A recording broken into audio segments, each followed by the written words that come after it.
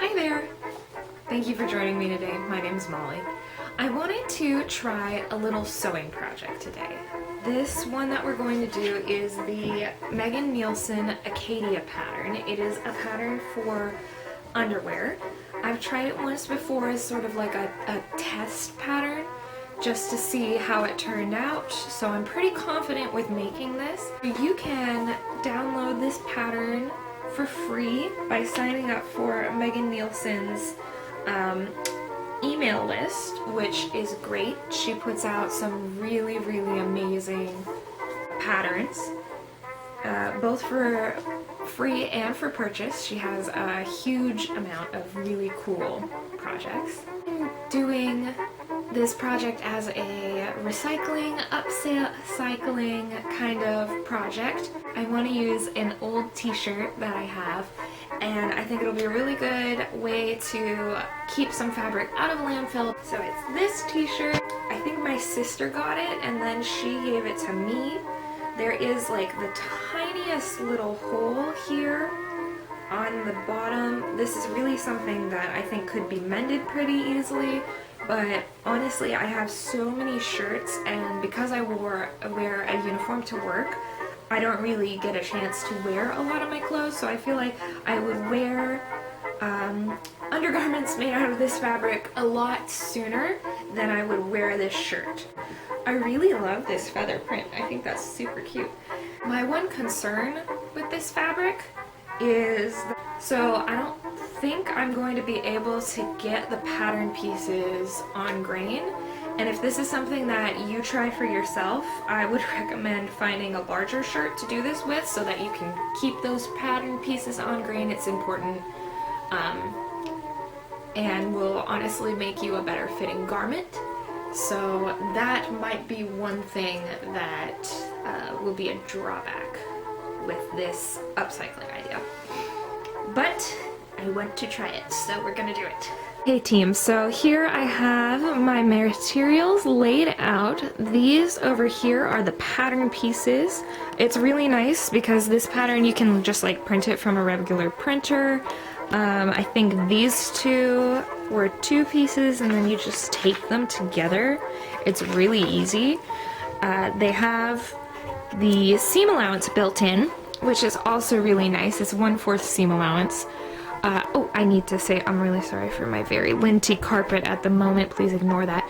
And then there's the t-shirt. What I think I'm going to do is cut down one side so that I get a wider piece of fabric and then arrange the pieces on the t-shirt fabric from there. So I'm going to do that now. And here are our pieces all cut out. Hooray!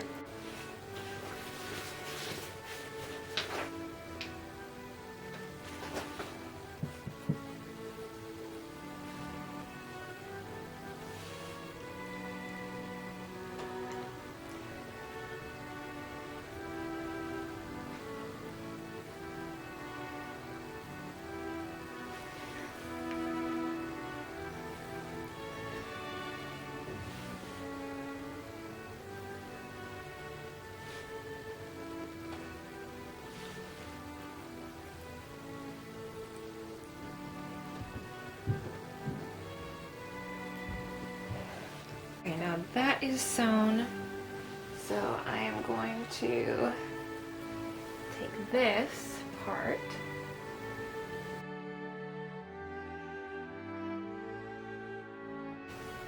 and then we will sew that.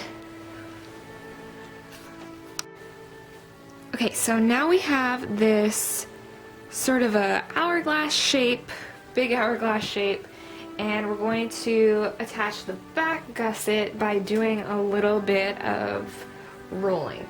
So this part always confuses me. It might take a minute.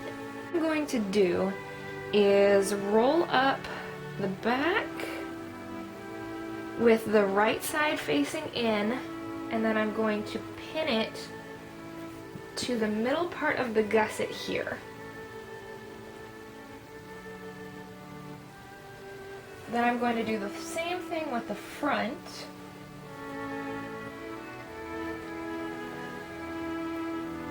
And pin it to the gusset again. this is going to keep these parts out of the way as I sew on the second gusset piece. And when we're done, if everything goes correctly, we will have none of these zigzags, none of those seams showing. So I'm gonna put the second gusset with the right side facing inwards down and pin that as well.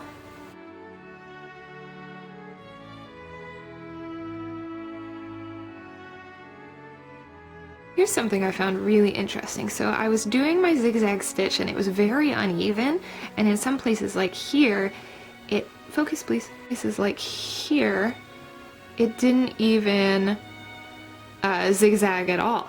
And I thought about that and then tried a different zigzag and checked my tension. So I think I've got it good enough to do the rest of the garment. This is all going to be on the inside, so I'm not too worried about it. But good little tip, just try some different patterns of stitches and tension and everything. Make sure you know where you want it before you start sewing so you don't end up with wonky stitches like me. Alright, so now I'm just going to take those pins out and we're going to unfurl this and see how it looks. All the stitching, for the most part, is in the inside. From this point on, I'm just going to stitch up the sides, so I'm gonna do that and I'll be right back. Okay, so now we have the underwear. It looks like underwear. I'm just gonna turn it right side out. And you can see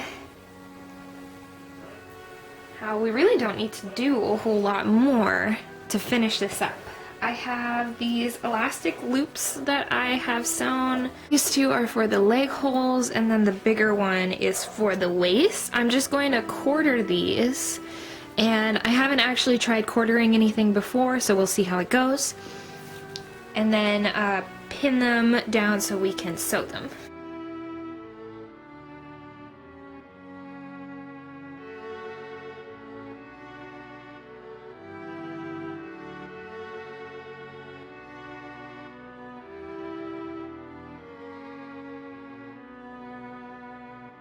Well, I think this is how it's supposed to go. I'm not 100% sure, but hopefully it's right.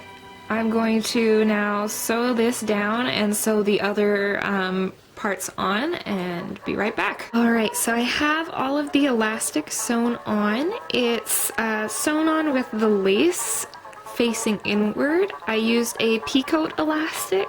Peacoat? I'm not sure how do you say it. That I got off of Etsy for like $2. I thought it was very affordable. I'll link it below. And now all I have to do is some zigzag top stitching and we'll be all done. So I'm very excited. I think they're looking pretty good so far.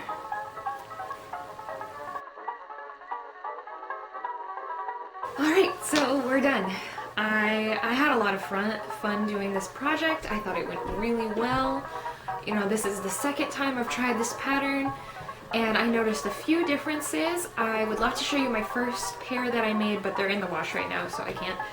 But this is the finished product. Underwear. I think they look pretty darn good. This fabric is a little bit thinner than the last pair that I made, so I noticed that the elastic sort of ripples more, but that doesn't really matter. The top stitching, I think, made it look really nice. I'm excited to wear them. I think this is a good project to recycle materials that you have, to reduce the amount of waste that you're producing, and it's also a little bit friendlier on your budget. If you get a pair of underwear at like Victoria's Secret or something like that, can be anywhere from like $9 to $15, so there's a good amount of savings there, and I really like that. This pattern was super easy to follow, and Megan Nielsen does a great job with it, and all of the steps that she uses and lists are in her directions, which you can also easily print out or just follow along on your computer. So I thought that was really a nice aspect. I think the only thing that I would do differently in the future is maybe practice my zigzag stitch a little bit more, because for the most part it looks pretty good, but there are some points where the stitching is not as even. But you know, I'm learning. I would not call this video a tutorial at all. It's more of just like my sewing journey. Thank you for joining me on my sewing journey. Appreciate you. As in making this pattern, I have linked Megan Nielsen's blog down below, and take a look at some of her products. She's got really cool patterns that are probably just as easy to follow as this one. But that's about it. Thank you so much for watching, and pin it in place. If I only had some pins.